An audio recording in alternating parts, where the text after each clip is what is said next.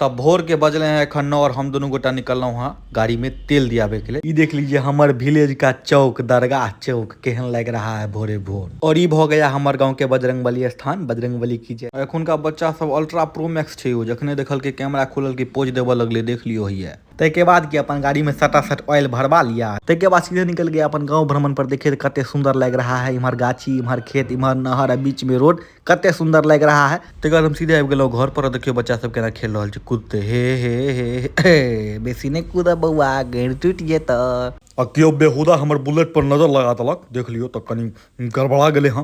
आ विवाह त बुलेटे पर हेतै तकरा ठीक करबे ले ल जा रहल छै हमर छोटका भाई। अहिना ठेल ठाल के जहां तब हमर कनी विवाहो करवा देबे तो बढ़िया नहीं रहते यौ मंगल झा के। देखियो गांव के मौसम की क देलके, एकदम मेघौन क देलके, लागैया पाइन हेतै की मामा।